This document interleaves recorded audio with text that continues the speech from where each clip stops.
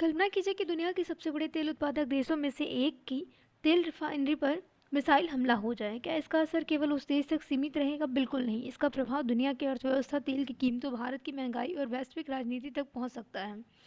Yemen की ओर से Saudi Arabia के यानूब तेल रिफाइनरी पर मिसाइल हमला किया गया, लेकिन सऊदी अरब की एयर डिफेंस ने मिसाइलों को बीच रास्ते में ही नष्ट कर दिया। यह घटना केवल एक सैन्य हमला नहीं, बल्कि वैश्विक ऊर्जा सुरक्षा और पश्चिमी एशिया की राजनीति से जुड़ा हुआ एक अत्यंत महत्वपूर्ण विषय है। अगर हम बात करें खबरों की, तो हाल ही में यमन की ओर से बैलिस्टिक मिसाइल सऊदी अरबिया की यानूब तेल रिफाइनरी की ओर दागी गई। उसका लक्ष्य था कि यानूब की तेल रिफाइनरी को नष्ट करना। हालांकि सऊदी अरबिया की एयर डिफेंस प्रणाली ने इन मिसाइलों को लक्ष्य तक पहुंचने से पहले ही नष्ट कर दिया, जिससे रिफाइनरी को कोई बड़ा नुकसान नहीं हुआ। यह घटना ऐसे समय में हुई है जब ईरान और अमेरिका के बीच पहले से ही तनाव बना हुआ है, इसीलिए इसने पूरे एशिया, पश्चिमी एशिया का ध्यान अपनी ओर आकर्षित किया है। अगर हम बात करें यह हमला क्यों महत्वपूर्ण है, तो पहला कारण यह बताया जा रहा है कि वैश्विक ऊर्जा आपूर्ति प्रभावित हो सकती है। दूसरा कारण यह है कि मध्य पूर्व में पहले से ही तनाव चल रहा है और ये आगे बढ़ भी सकता है। तीसरा कारण यह है कि तेल की कीमतों में अस्थिरता होने की संभावनाएं जताई जा रही हैं। और चौथा यह है कि रेड सी जैसे महत्वपूर्ण समुद्री मार्गों की सुरक्षा पर प्रश्न चिन्ह लग जाते हैं, यानी कि यह हमला केवल सऊदी अरबिया पर नहीं, बल्कि पूरे वैश्विक अर्थव्यवस्था पर प्रभाव डाल सकता है। यानूब के तेल रिफाइनरी का महत्व के बारे में बात करें, तो यह रेड सी यानी कि लाल सागर के तट पर स्थित सऊदी अरबिया का प्रमुख ऊर्जा केंद्र है। यदि इस रिफाइनरी यहीं से यूरोप और एशिया के कई देशों की तेल आपूर्ति की जाती है। यदि इस रिफाइनरी को नुकसान होता है तो वैश्विक तेल बाजार पर गंभीर प्रभाव पड़ सकता है। इसीलिए यह केवल एक औद्योगिक क्षेत्र नहीं, बल्कि वैश्विक ऊर्जा आपूर्ति का महत्वपूर्ण केंद्र भी है। हम बात करें अगर इसकी पृष्ठभूमि की, तो यमन में 2014 से गृह युद्ध चल रहा है। यहाँ हूती विद्रोहियों का उदय हुआ है, जिनके खिलाफ सऊदी अरब के नेतृत्व में गठबंधन कार्रवाई कर रहा है। साथ ही ईरान पर हूती विद्रोहियों को समर्थन देने का आरोप भी लगाए जाते हैं। इसी कारण यह संघर्ष अब केवल यमन तक सीमित नहीं है, बल्कि एक क्षेत्रीय शक्ति संघर्ष का रूप ले चुका है।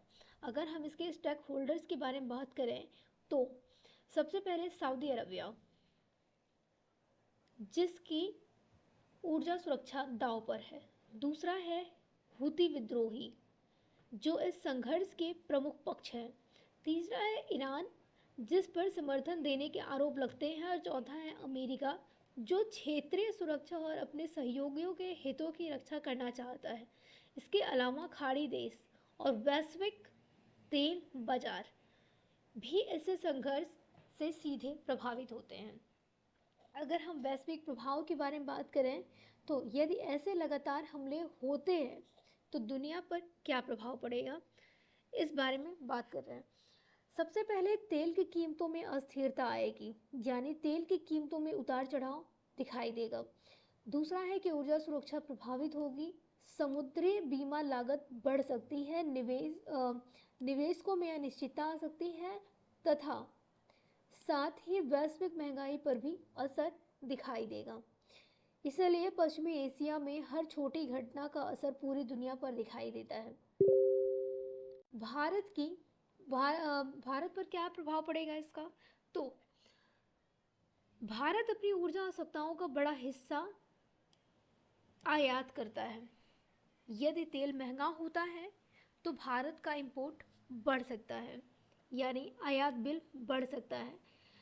पेट्रोल और डीजल की कीमतें बढ़ सकते हैं, मुद्रास्फीति पर दबाव बन सकता है, यानी महंगाई बढ़ने का खतरा हो रहेगा। इसीलिए भारत के लिए ऊर्जा स्रोतों का विविधीकरण अत्यंत आवश्यक है। अगर हम भारत की रणनीति के बारे में बात करें तो भारत इस स्थिति से कैसे निपट सकता है। भारत की नीति हमेशा संतुलित कूटनीति रही है।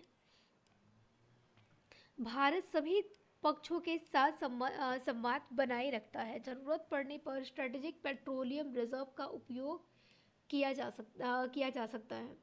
साथ ही रिन्यूएबल एनर्जी यानी नवीनीकरण ऊर्जा को बढ़ावा देने और पश्चिमी एशिया में शांति समर्थन करना भारत की दीर्घकालिक रणनीति का हिस्सा है। अगर हम यूपीएससी के पर्सपेक्टिव में बात करें तो जीएस पेपर 2, 3 और आईआर यानी इंटरनेशनल रिलेशन, इन तीनों के लिए इम्पॉर्टेंट है।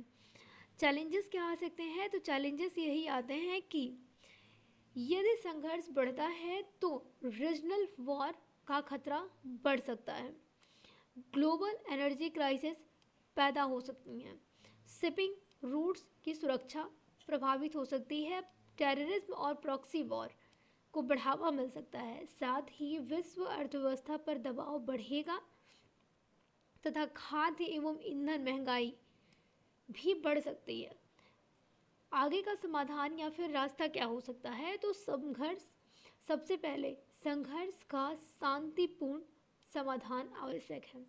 संयुक्त राष्ट्र की सक्रिय भूमिका निभानी चाहिए।